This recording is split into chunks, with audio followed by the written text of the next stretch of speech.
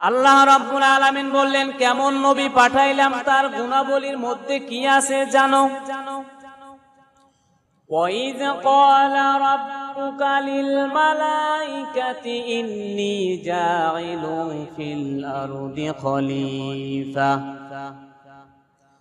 আল্লাহ রাব্বুল আলামিন ফেরেশতাদেরকে ডাক দিয়ে বললেন, ও ফেরেশতারা, আমি একদল মানুষ সৃষ্টি করব, আদম সৃষ্টি করব।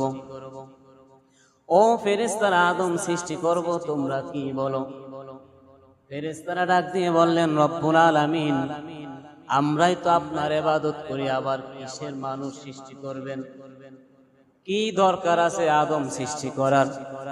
আল্লাহ রাব্বুল আলামিন ডাক দিয়ে বললেন, ও ফেরেশতারা, আমি তোমাদেরকে সৃষ্টি করেছি, আমি যা জানি তোমরা তা জানো না। কথা বলেন ঠিক কিনা? জোরে বলেন ঠিক কিনা? একটু জোরে কথা কন, ঠিক কিনা? আল্লাহ রাব্বুল আলামিন ইসরাফিলকে ডাক দিলেন, ও ইসরাফিল ফেরেশতা, আসো, এক খামসি মাটি নিয়ে আসো, আদম সৃষ্টি করব।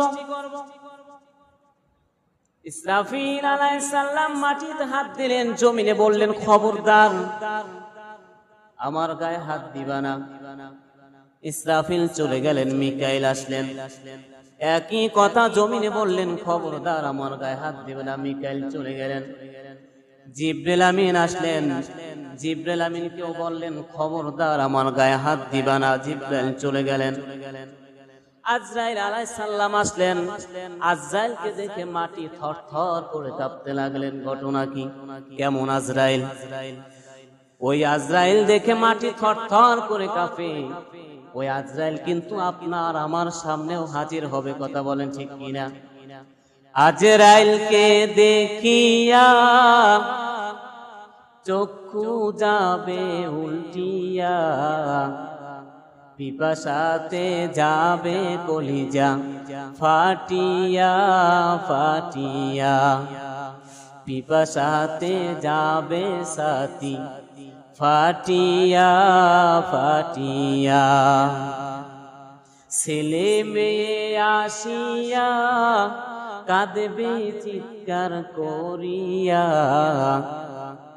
জনমের তরে আব্বায় যায় গো সারিয়া সারিয়া, জনমের তরে আম্মায় যায় গো সারিয়া সারিয়া। আজরাইল আলাইহিস সালাম আসলেন জমিনের মধ্যে, জমিন থরথর করে কাঁপতে লাগলেন। জমিন বললেন, আজরাইল খবরদার। আজরাইল বললেন, কোন খবর টবর বুঝি না, আল্লাহ হুকুম করেছেন। খপ করে এক খামসি মাটি নিয়ে চলে গেলেন। জোরে বলেন সুবহানাল্লাহ। আল্লাহ রাব্বুল আলামিনের দরবারে মাটি নিয়ে হাজির। আদম সৃষ্টি করলেন। আদম সৃষ্টি করার পরে সমস্ত ফেরেশতাদেরকে বললেন, ফেরেশতারা সিজদা করো। ফেরেশতাদের সর্দার যিনি মুআল্লিমুল মালায়েকা, একজন সর্দার আল্লাহ রাব্বুল আলামিনের দরবারে বললেন, হে রাব্বুল আলামিন, ওই মাটি দেহের মধ্যে কি আছে? কুদরতি শক্তি দাও, আমি বাতাসের মাধ্যমে দেখতে চাই।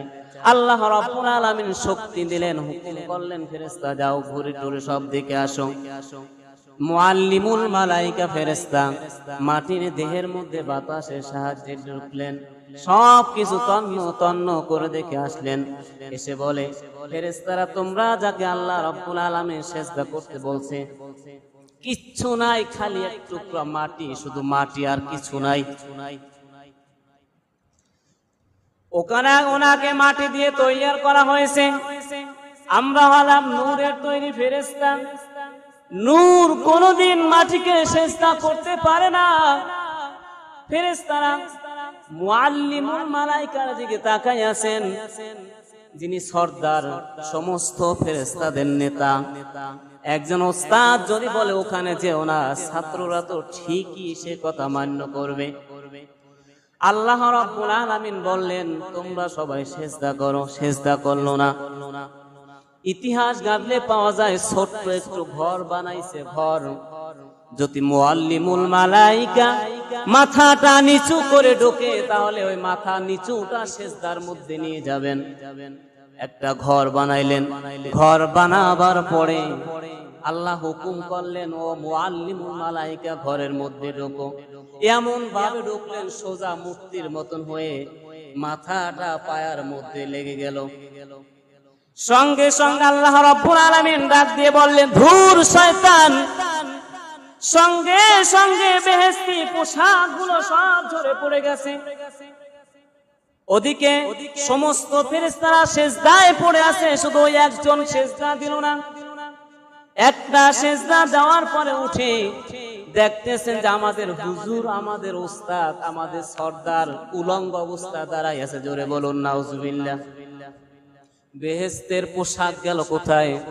আল্লাহ রাব্বুল আলামিন শুধু হুকুম করছেন সিজদা করো, তিনি আল্লাহর চাইতে বেশি বুঝছেন শয়তান। কথা বলেন ঠিক কিনা? কথা না ঠিক কিনা? আল্লাহ হুকুম করছেন 5 ওয়াক্ত নামাজের মধ্যে যাবি, আজান দিলে মসজিদে যাবি, না হয় ঘরের মধ্যে পড়বি, না হয় জামাতে পড়বি, একটা করবি, নামাজ পড়বি। আল্লাহ হুকুম অমান্য করে নামাজ না পড়ে যখন যাইতেছিলেন, হঠাৎ করে জাঙ্গালে যাই ঠ্যাংটা ভাঙি গেছে। আছে না নাই? কথা কয় না? আছে না নাই? রাস্তাঘাটে গেছে, গাড়ি অ্যাক্সিডেন্ট করে সব শেষ। ওলার মধ্যে গেছেন, ঠাড়া পড়ে মারা গেছে। আছে না নাই? আল্লাহ কইছেন নামাজ পড়তে হুকুম করছেন, হুকুম না মানার কারণে। এখন আপনারা বলবেন যে আল্লাহ তো তার মৃত্যু আল্লাহ হইছে দেয়, কিন্তু মৃত্যুর আগে যে হুকুমগুলো আল্লাহ এগুলো কই করছেন আপনারা? কথা বলেন ঠিক কিনা? আল্লাহ রাব্বুল আলামিন একটা হুকুম করছেন, সিজদা করো, সিজদা করে নাই। আল্লাহ রাব্বুল আলামিন বললেন, ধুর শয়তান। সমস্ত বেহেশতি পোশাকগুলো ঝরে পড়ে গেছে। ওই ফেরেশতারা একটা সিজদা দিয়ে উঠে দেখে আমাদের সর্দারের পরনে আর লুঙ্গি নাই, কাপড় নাই, বেহেশতি পোশাক নাই। ভয়ের চোটে আর একটা সিজদা দিলেন, সেখান থেকে 2টা সিজদা আসছে। জোরে বলুন সুবহানাল্লাহ। এখান থেকে আমরা 2টা সিজদা পেয়েছি। আল্লাহ রাব্বুল আলামিন আদমকে সৃষ্টি করলেন, রূহ দান করলেন। আদম আর সফিউল্লাহকে বেহেশতের মধ্যে দিলেন। বেহেশতের মধ্যে দেওয়ার পরে আদমকে জানাই দিলেন, আদম সবকিছু খাইবা, একটা গাছ আছে, ওই গাছের ফলটা খাইবা না। ওই গাছের ফলটা যদি খাও, ফলটার নাম হচ্ছে গম ফল, গন্ধম। কেউ বলে আঙ্গুর, বিভিন্ন ফলের নাম দিয়েছেন। ইতিহাস সকলের বিভিন্ন মানুষে যখন মত দিয়েছেন, বেশিরভাগ মানুষে মত দিয়েছেন গম ফল। গম ফল নাম দিয়েছেন। হে আদম, তুমি এই গম ফলের নিচে যাইবা না, এই গাছের নিচে যাইবা না, এই ফলটা খাইবা না।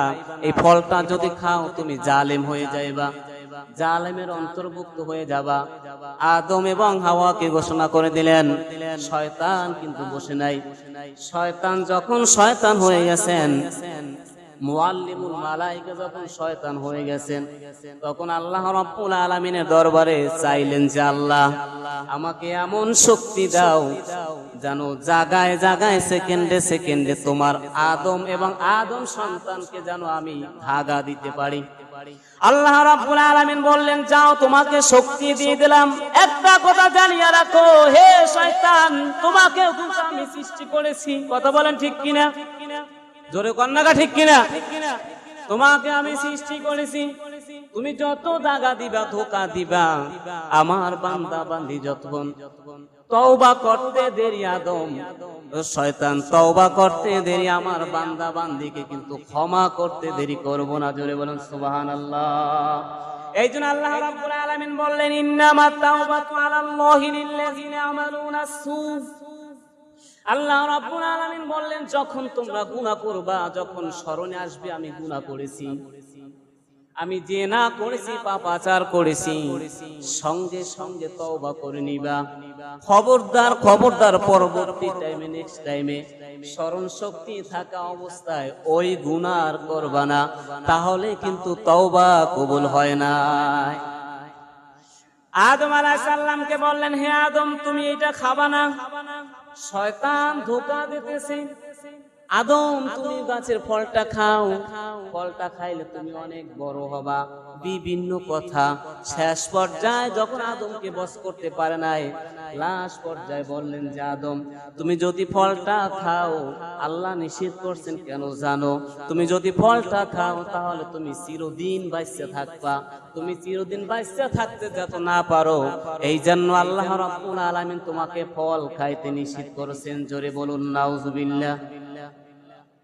শয়তানের ধোঁকায় পড়ে আদম আলাইহিস সালাম যখন গন্ধম ফল খাইলেন, সঙ্গে সঙ্গে বেহেশতি পোশাকগুলো ঝরে পড়ে গেছে, আর আবরার নাই। আবৃত যে পোশাকটা ছিল সব ঝরে পড়ে গেছে। গাছের পাতা দিয়ে যখন ডাকতেছিলেন, আল্লাহ রাব্বুল আলামিন বললেন, হুকুম অমান্য করেছো তুমি নবী, তাতে কিছু আসে যায় না। আল্লাহর হুকুম অমান্য করেছো, তোমাকে নিষেধ করা হয়েছে বারবার, তুমি এই ফলটা খাইবা না, তারপরও খেয়েছো। এটা তোমার একটা পরীক্ষা ছিল। জোরে বলুন সুবহানাল্লাহ। যাও, তুমি বেহেশতের মধ্য থেকে বের করে দিলেন, দুনিয়ার মধ্যে যাও। দুইজনকে বের করে দিলেন। কোন কিতাবে পাওয়া যায় 200 বছর কাঁদলেন, আবার কোন কিতাব পাওয়া যায় 300 বছর কাঁদলেন, আবার কোন কিতাবে পাওয়া যায় 600 বছর কাঁদলেন, আবার কোন কিতাবে পাওয়া যায় অগণিত ধরে অশ্রু ধরে কাঁদছেন। কোনোভাবে মাফ হয় না, মাপ পাইতেছে না। কি করে মাপ পাইবেন? হঠাৎ করে আদম আলাইহিস সালাম একটা বাক্য উচ্চারণ করলেন, ও রব্বুল আলামিন, মুহাম্মদ সাল্লাল্লাহু আলাইহি ওয়াসাল্লামের উসিলা আমাকে মাফ করে দাও। জোরে বলেন সুবহানাল্লাহ। আল্লাহ রাব্বুল আলামিন আদমকে জিজ্ঞেস করলেন, হে আদম, মুহাম্মদকে কিভাবে চেনো? আদম আলাইহিস সালাম বললেন, রব্বুল আলামিন আমাকে যখন সৃষ্টি করলেন, সৃষ্টি করার পরে রূহ দান করলেন, রূহ দান করার পরে যখন আমি মাথাটা উত্তোলন করলাম, সর্বপ্রথম আমি আদম আরশের পায়ার নিচে লেখা দেখলাম, পড়েন লা ইলাহা মুহাম্মাদুর রাসূলুল্লাহ। রব্বুল আলামিন, আমি মনে মনে ভাবলাম, আল্লাহর নামের সাথে লা ইলাহা ইল্লাল্লাহ, আল্লাহর নামের সাথে এমন একটা নাম লটকায় রাখছেন, সাধারণ নাম না, এটা কোনো সাধারণ মানুষ হইতে পারে না। এমন একজন মানুষের নাম লটকায় রাখছেন, হয়তো আপনার প্রিয় দোস্ত হবে। জোরে বলেন সুবহানাল্লাহ। হয়তো আপনার হাবিব হবে, আপনার প্রিয়তম একজন মানুষ হবে। আপনার নামের সাথে যার নাম আপনার দোস্ত হবে, সেই দোস্তের দিকে লক্ষ্য করে উসিলা ধরে লা ইলাহা ইল্লাল্লাহ মুহাম্মাদুর রাসূলুল্লাহ, আল্লাহ রাব্বুল আলামিন ওই মুহাম্মাদের দিকে খেয়াল করে আপনি আমাকে মাফ করে দেন, আমি আপনার কাছে তওবা করলাম, ভুল করেছি, শয়তানের ধোঁকায় পড়ে ওই মুহাম্মাদকে উসিলা করে আমাকে ক্ষমা করে দাও। জোরে বলেন সুবহানাল্লাহ। আল্লাহ রাব্বুল আলামিন ওই নামের উসিলায় আদমকে ক্ষমা করে দেয়। এইটা হচ্ছে আল্লাহ পাক রব্বুল আলামিন যে একজন নবী পাঠাইছেন, সেই নবীর গুণ। কেমন গুণ? একটা নামের উসিলায়, শুধু নবীর নামের উসিলায় 300 বছর, অগণিত বছর কাদার পরে ওই নামের উসিলায় আল্লাহ তাকে মাফ করে দিয়েছেন।